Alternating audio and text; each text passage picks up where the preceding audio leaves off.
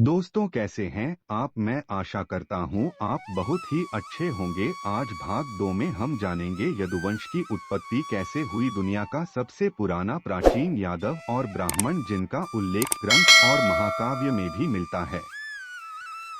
यदि आप अभी तक यस प्लस स्टोरी चैनल को सब्सक्राइब नहीं किए हैं तो कर लीजिए और बेल आइकन को ऑल पर प्रेस कर दीजिए। सृष्टि के रचयिता ब्रह्मा के मस्तिष्क से अत्रि ऋषि उत्पन्न हुए थे। अत्रि ने भद्रा से विवाह किया। उन दोनों ने सोम को जन्म दिया था। यहीं से सोमवंश चंद्रवंश की शुरुआत हुई। युवावस्था में सोम की तरफ ऋषि बृहस्पति की पत्नी तारा आकर्षित हुई। दोनों ने मिलकर ऋषि बृहस्पति की अनुपस्थिति में बुध को जन्म दिया। भागवत के अनुसार सोमपुत्र ऋषि बुध भारत खंड आए। धरती पर सूर्यवंशी राजा मनु की पुत्री इला को बुध से प्रेम हो गया। दोनों के मिलन से पुरुरव नामक पुत्र का जन्म हुआ। बाद में पुरुरव चक्रवर्ती सम्राट हुए।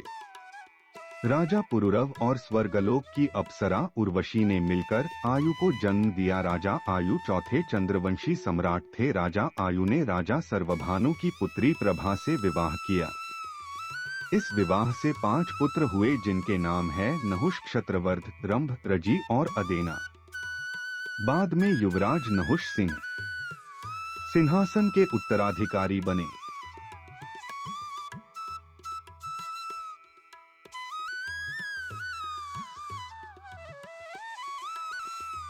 राजा नहुष ने व्रजा से विवाह किया। रानी व्रजा से 6 पुत्र हुआ, यति, ययाति, समति, अयति, व्यति और कीर्ति, और एक पुत्री रुचि को जन्म दिया।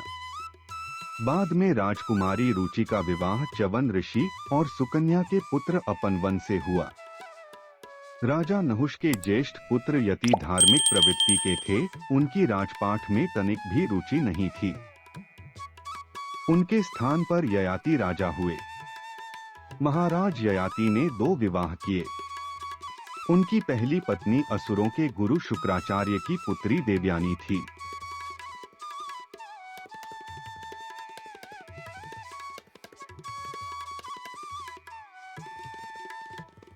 दूसरी पत्नी विवाह में देवयानी के साथ आई उनकी सहेली शर्मिष्ठा थी। देवयानी ने यदु और तुर्वसु को जन्म दिया तथा शर्मिष्ठा ने द्रुहु, अनु और पुरु को जन्म दिया। ऋग्वेद में इन 5 को यदु, तुर्वसु, द्रुहु, अनु और पुरु को ही पांचजन्य कहा गया है। यदु का उल्लेख ऋग्वेद में है, इसीलिए यदुवंशियों को वैदिक क्षत्रिय भी कहा जाता है। बाद में राजा ययाति ने अपने साम्राज्य को अपने 5 पुत्रों में विभक्त किया और सारे भौतिक सुखों को त्याग कर खुद वनवास को चले गए। ऋषि बुध से राजा ययाति तक सभी चंद्रवंशी सोमवंशी हुए। यदु को छोड़कर सभी ने सोमवंशी वंश को आगे बढ़ाया। यदु के 4 पुत्र हुए। उनके नाम है सहस्त्रजीत, क्रोष्ट, नल और रिपु। राजा यदु ने यदुवंश की स्थापना की और अपने पुत्रों को यदुवंश को आगे बढ़ाने का आदेश दिया।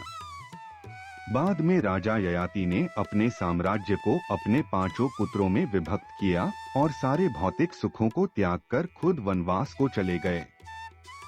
कालांतर में यदुवंश में ही भगवान श्री कृष्ण का जन्म हुआ। श्री कृष्ण को यादव भी कहा गया, जिसका उल्लेख श्रीमद् भागवत गीता में भी है। सखेति मत्वा प्रसभन यदुक्त हे कृष्ण हे यादव हे सखेति। अजानता महिमानम तवेदम मया प्रमादात प्रणयेन वापि।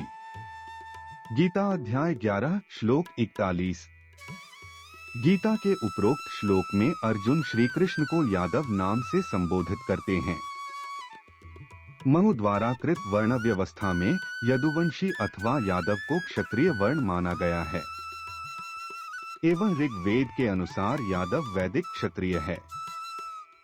चूंकि सोम अत्रि ऋषि के पुत्र थे, इसलिए यादवों का प्रधान गोत्र अत्रि गोत्र है।